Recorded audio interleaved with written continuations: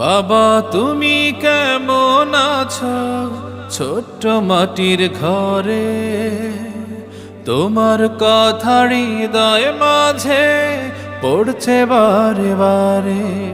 বাবা গো বাবা, বাবা গো বাবা, বাবা গো বাবা, বাবা গো বাবা।